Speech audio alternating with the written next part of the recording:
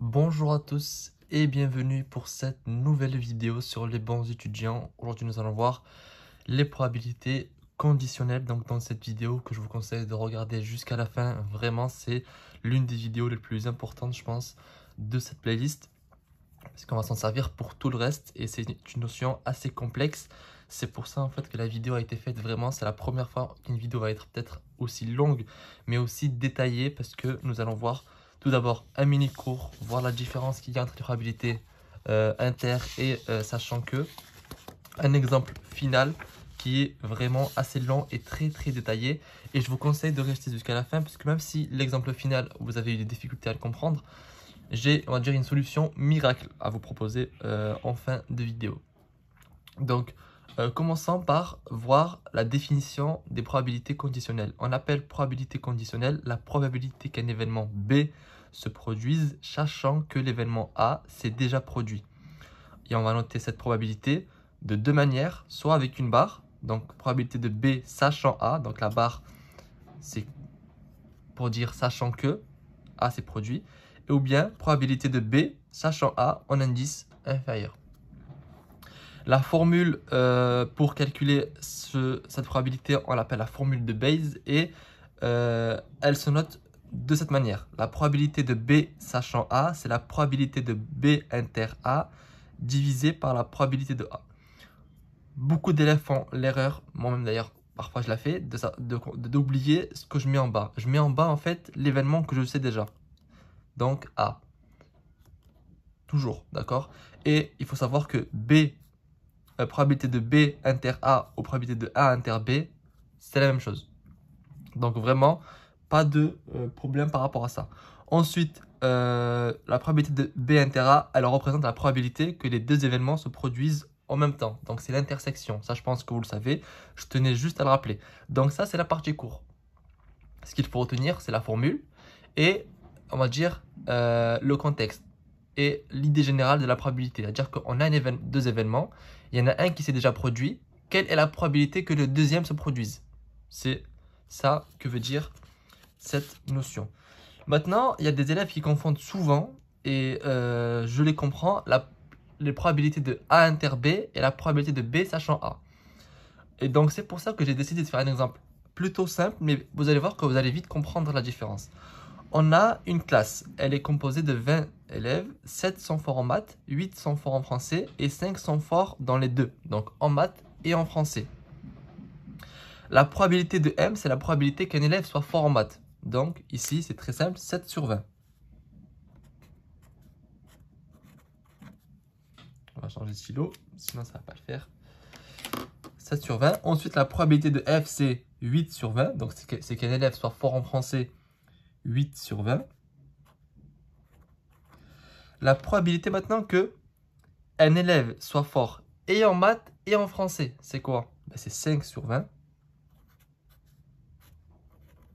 Donc ici, j'ai dit quoi? Il faut qu'un élève soit fort en maths et en français dans toute la classe. Il y en a combien? Il y en a 5. Maintenant, je vais calculer la probabilité de qu'un élève soit fort en maths, sachant qu'il est fort en français. Ça, je vous rappelle, déjà, la formule de Bayes, elle nous dit quoi? C'est P de M inter F ou de F inter M. Donc, l'ordre des deux, on s'en fout un peu. Donc, c'est M inter F. Et je mets quoi en bas? L'événement que je sais déjà, F.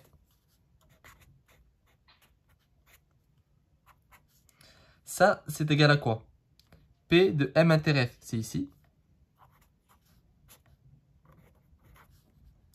Et P de F, je l'ai ici. Ça, bon, je saute l'étape des fractions. Ça, je peux le simplifier en fait en disant que c'est 4 dixièmes, etc. Ici, divisé par 8 vingtièmes, ça revient à multiplier par 20 huitièmes. Donc j'ai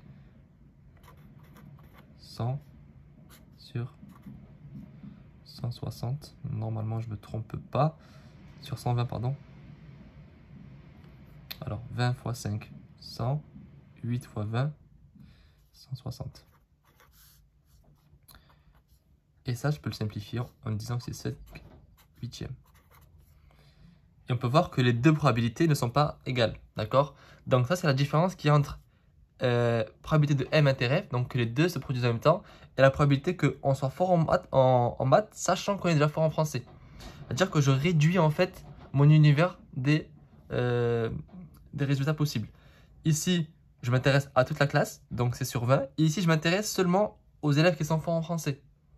Donc je réduis. C'est-à-dire que ceux qui sont forts en maths, ceux qui sont pas forts en français, je les enlève.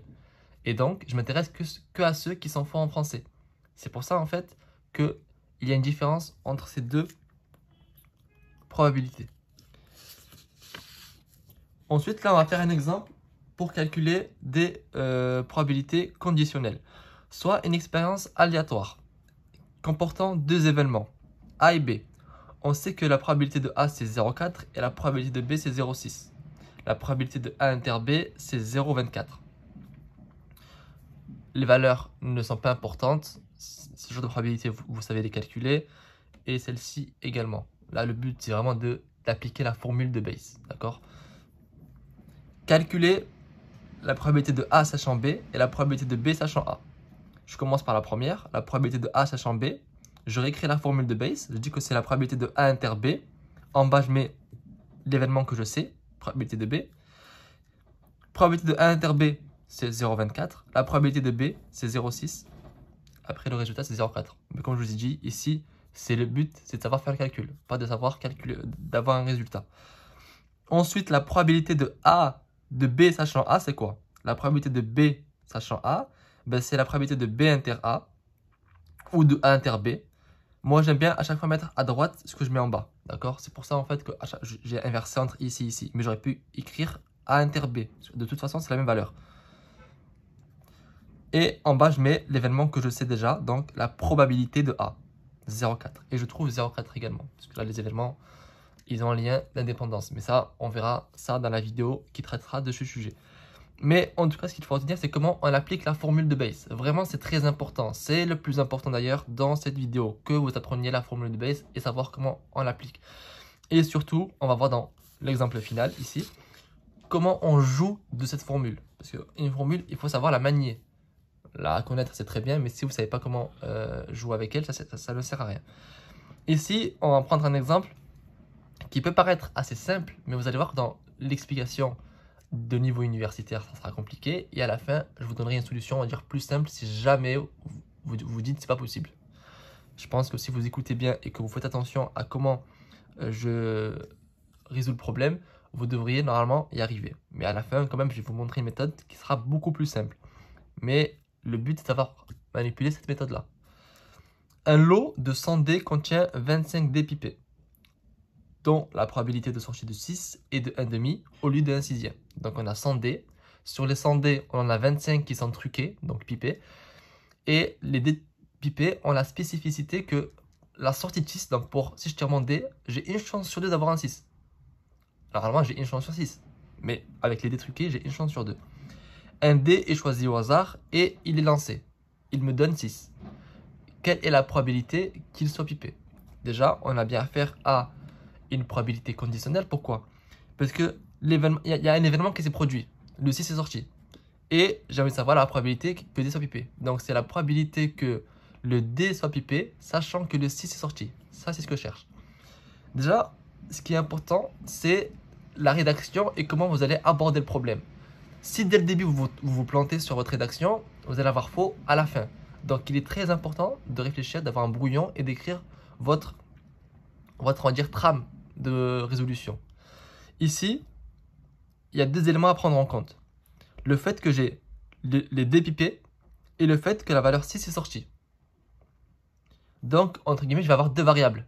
Celle qui va suivre est-ce qu'un dé est pipé ou non, et celle qui va suivre est-ce que le 6 est sorti ou pas.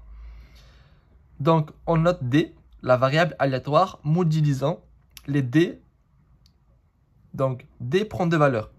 La variable D va prendre deux valeurs. Le D est pipé ou bien le D n'est pas pipé. Je vais noter ça comme ça. Donc, P de D pipé, c'est quoi? On vous dit que 25 D sur 100 sont pipés. Donc, c'est un quart. La probabilité de D non pipé, donc c'est 1 moins un quart. Donc ça me fait 3 quarts. Que c'est sur 100 dés, 25 sont pipés, ça veut dire que 75 ne le sont pas. D'accord? Donc ça, c'est déjà... Je commence mon problème tranquillement. Ensuite, j'introduis ma deuxième variable, la variable R. On note R, la variable aléatoire, indiquant si le 6 est sorti ou non. R va prendre donc deux valeurs, 6 est sorti ou bien 6 n'est pas sorti. Et je vais noter ça comment? P de... Là, c'est grâce à l'énoncé, je peux avoir ces deux informations. La probabilité que le 6 soit sorti, sachant que le D est pipé, on me le dit. On me dit que si un D est pipé, j'ai une chance sur deux d'avoir un 6. Dans l'énoncé, on me l'a dit. D'accord? On vous dit que dans la probabilité de sortie, du 6 est de 1,5 au lieu de 1/6 pour les D pipés. Maintenant, la probabilité de sortie du 6, probabilité que le 6 sorte, sachant que le D n'est pas truqué. Mais donc j'ai 1/6. Quand vous avez un D pas truqué, vous avez une chance sur 6 d'avoir le 6. Voilà. Donc là, une fois que j'ai mes deux variables, je peux dire que je cherche quoi? Je cherche la probabilité que le D soit pipé, sachant que le 6 est sorti. Parce que j'ai lancé mon D. Il m'a donné le 6.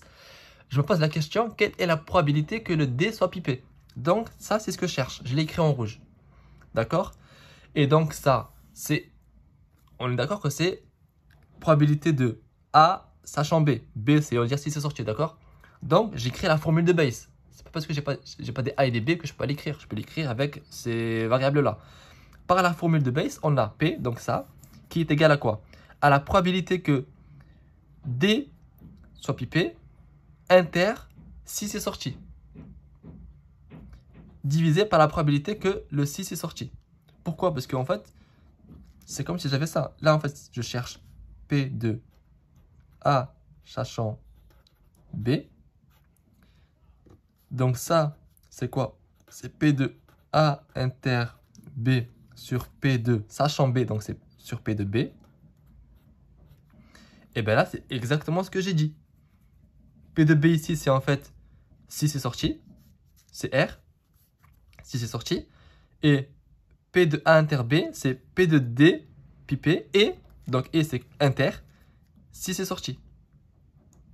Donc, ce qu'il me faut pour trouver la probabilité de ça, c'est que je trouve la valeur de ce qui est en haut et la valeur de ce qui est en bas. Que je trouve la probabilité que le D soit pipé et que le 6 soit sorti, et la probabilité de sortie du 6. Il faut donc qu'on calcule le numérateur et le dénominateur. Nous, on va commencer par calculer le numérateur, donc trouver cette probabilité-là. D'accord? Donc, on se ramène à ce que l'on sait. D'accord? On sait deux choses. On sait que la probabilité de 6 est sorti, sachant que le D est pipé, ça je l'ai. On est d'accord? Ça je l'ai. Ça, dans l'énoncé, on me le dit. La probabilité que le 6 sorte, sachant que le D est pipé. On le sait que c'est 1,5. Ça, je peux l'écrire avec base. Je peux me dire que je vais quand même faire base pour sortir une information. Donc ça, c'est quoi? C'est la probabilité que le 6 est sorti inter D pipé. Donc 6 sorti et D pipé. Sur, sachant que quoi? Sachant que D pipé, donc sur la probabilité que le D soit pipé. Les deux, je les ai. Ça, c'est un quart. Ça, c'est un demi. Et vu que c'est une équation, c'est pour ça que je vous disais, il faut savoir manier la formule de base. J'ai ça et j'ai ça. J'ai quelque chose divisé par quelque chose égale à quelque chose. J'ai deux variables, il m'en reste une à trouver. C'est très simple. Ça, là, je la ramène de ce côté. Comme ça. C'est ce que j'ai fait. Ça, je l'ai ramené de ce côté, en fait. Donc, le dépipé, je l'ai ramené à gauche. Et donc, pour trouver mon numérateur. Parce que ça, en fait, c'est ce que je cherche depuis tout à l'heure. Ça, ici, c'était mon numérateur. La probabilité que le D soit pipé et inter que le 6 est sorti. Donc là, je l'ai isolé, entre guillemets. Une fois que je l'ai isolé, je peux très facilement le trouver. Je ramène ça à gauche.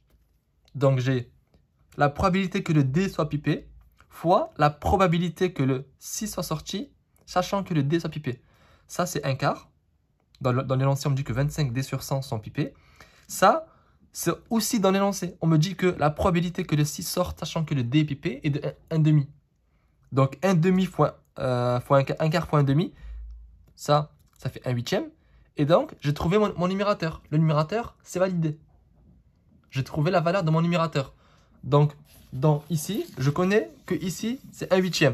Il me reste plus qu'à trouver la probabilité que le 6 soit sorti et j'ai gagné.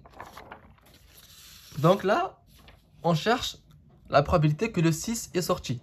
Comment je fais ça? Déjà, le 6 est sorti il y a deux possibilités. Soit le 6 est sorti et le D était pipé, soit le 6 est sorti et le D n'était pas pipé. D'accord? C'est-à-dire que je vous montrerai à la fin de la vidéo pourquoi on a écrit ça. Mais c'est logique. On peut avoir un 6 de deux manières, avec un D pipé ou avec un D non pipé. Donc, on peut écrire finalement que la probabilité d'avoir un 6 qui est sorti, c'est égal à quoi? À la probabilité que le 6 est sorti et que le D soit pipé. En fait, j'ai écrit ça mais en forme de probabilité. Donc, c'est la probabilité que le 6 soit sorti et que le D était pipé, soit pipé, et la probabilité que le 6 soit sorti et que le D soit pas pipé. Ça, je l'ai. Je viens juste de calculer pour le numérateur. C'est 1/8. Regardez. La probabilité que le 6 soit sorti et que le D soit pipé, c'est 1/8. Maintenant, ce que je cherche, moi, c'est ça. C'est la probabilité que le 6 soit sorti et que le D ne soit pas pipé. Pour ça, c'est très simple. Je vais écrire la formule de Bayes. Mais cette fois-ci, je vais directement l'écrire comme elle m'arrange. D'accord? Parce que maintenant, je sais que lorsque je cherche, c'est comme quand je cherche P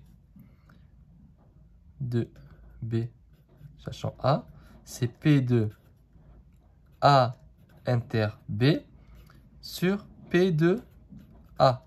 Parce que le A il est ici, donc c'est ce que je mets là. Là, ce que je cherche, c'est ça. Donc, du moment où je cherche ça, je peux isoler ça tout seul. Je peux écrire que ça, c'est égal à quoi? C'est égal à P de A inter B fois P de A. Lui, je le ramène à gauche. Donc, j'enlève ici. Et donc, c'est ce que j'ai écrit ici. P de A inter B, ça c'est P de R inter D. P de R égale à 6 et D pas pipé. C'est égal à quoi? À P de D, donc ici P de A, fois P de B sachant A. P de B, donc probabilité que le 6 soit sorti, sachant que le D n'est pas pipé. Ça, je l'ai déjà. La probabilité que le D ne soit pas pipé, c'est 3/4. Parce que si 25D sur 100 sont pipés, ben, 75D sur 100 ne sont pas pipés. D'accord? Donc ça fait 3/4. Et la probabilité que le 6 soit sorti, sachant que le D n'est pas pipé, c'est 1/6. Si j'ai un D pas pipé, quelle est la probabilité que j'obtienne un 6? 1/6. Donc en faisant un calcul, j'ai la probabilité de sortie du D. La probabilité que le 6 sorte et que le D ne soit pas pipé. 1/8.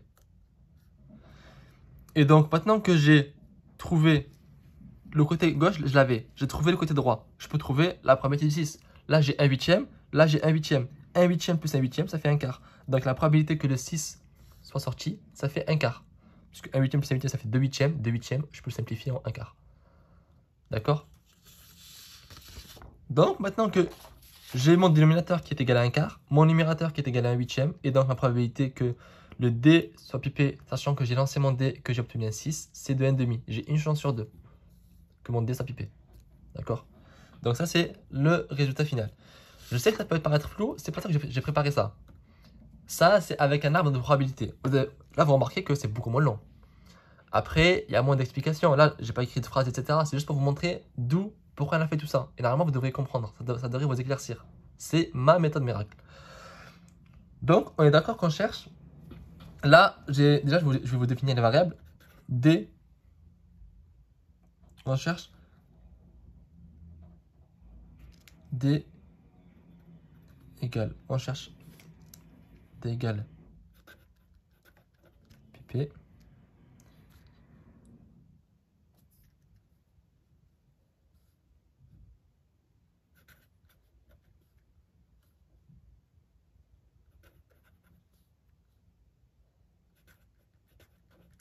Ici, ensuite, j'ai R. 6 est sorti. R bar 6 n'est pas sorti. Dans mon énoncé, on me disait quoi?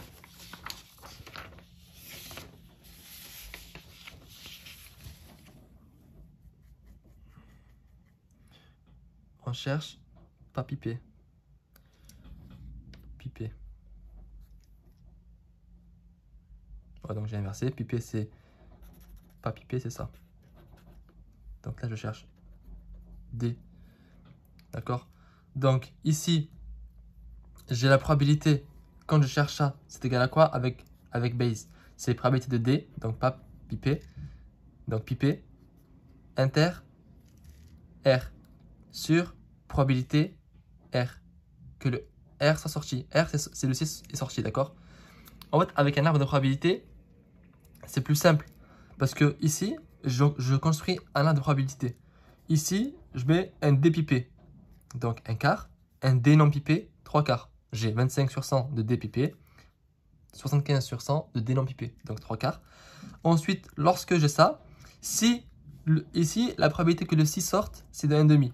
La probabilité que le 6 ne sorte pas, ben donc c'est 1,5. Logiquement, parce que la somme d'un nœud, c'est toujours 1. Ce nœud-là, c'est toujours 1. Ce nœud-là, c'est toujours 1. Ce nœud-là, c'est toujours 1. Et donc, pareil de ce côté. Si le D n'est pas pipé, la probabilité que le 6 sorte, c'est 1 sixième. Et la probabilité que le 6 ne sorte pas, donc c'est 5 sixièmes. Donc ça, on va oublier. On va le faire en direct, c'est mieux. Donc ici, on vous dit que le 6 est sorti. Quelle est la probabilité que le D soit pipé? Donc c'est la probabilité que le 6 sorte, enfin, que le D soit pipé. Donc P de D, sachant que R est sorti. Ça, avec base, je l'écris. C'est la probabilité de D inter R sur P de R. D'accord? La probabilité ici de D inter R, c'est la probabilité, là où que le D et le R se suivent. D'accord? D et R. Il n'y a qu'un endroit où le D et le R, c'est B. En fait, dans probabilité, quand il y a un inter, c'est quand je multiplie deux branches. Donc, P de D inter R, c'est 1 quart fois 1 demi. D'accord? Donc, ça me fait 1 huitième. P de R, ça sera plus compliqué. Parce que P de R, je l'ai ici et je l'ai ici. Donc, je vais faire la somme. Ici, c'est quoi? C'est 1 quart fois 1 demi. Donc, ça me fait 1 huitième. Plus 3 quarts fois 1 sixième. Plus, donc, 1 huitième.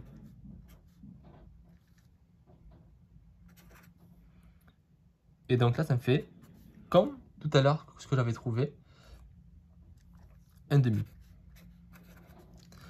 Donc si, dans un exercice, vous êtes bloqué, construisez un arbre de probabilité. Ici, c'est beaucoup plus simple, parce qu'en fait, les sachant que, d'accord? Quand tout à l'heure, on vous disait la probabilité que le 6 P de R, sachant que le D est pipé, c'est 1 demi. Mais c'est ça. Ça, ici, en fait, c'est la probabilité de R, sachant D. D'accord? Donc, avec un arbre de probabilité, tout apparaît plus clair. Parce que si vous cherchez P de D inter R, 1 quart fois 1 demi. P de D bar inter R, 3 quarts fois 1 sixième. P de D inter R bar, D fois ça. Genre, vous prenez les lettres qui se suivent et vous les multipliez entre elles, tout simplement. Donc ça, c'est pour vérifier déjà que vous avez le bon résultat. Ça, je vous conseille de faire ça en tout début d'exercice, peut-être rapidement sur une feuille de brouillon pour avoir les bonnes valeurs. Une fois que vous avez les bonnes valeurs dans votre brouillon, vous manipulez entre guillemets, parce que là, vous savez quoi faire déjà. Vous savez les opérations qu'il faut faire. Il faudra juste rédiger de manière plus universitaire si vous êtes à l'université. Si vous êtes au niveau lycée et que vous regardez cette vidéo, vous faites ça, vous avez juste. D'accord? Au niveau universitaire, il faut peut-être être plus dans la rédaction et moins dans les arbres de probabilité pour montrer à votre correcteur que vous avez un certain niveau. Après, si vous êtes à l'université, par contre, que la forme de l'examen, c'est un QCM, le plus important, c'est pas la rédaction, c'est ça. C'est le 1,5. Donc, si vous savez trouver 1,5 avec un... ce sera plus simple de faire ça que de faire ce qu'on a fait avant. Ça, c'est sûr. Donc, si le plus important, c'est le résultat, je vous conseille cette méthode-là. Si c'est la rédaction, je vous conseille l'autre méthode. Mais cette méthode-là va tout le temps vous servir à vérifier vos résultats, à y voir plus clair. Donc, vraiment, faites un arbre de probabilité. Voilà, donc c'est ce que je vous conseille de faire. En tout cas, je vous remercie d'avoir regardé cette vidéo jusqu'à la fin. Je vous dis à très vite pour une nouvelle vidéo sur les bons étudiants.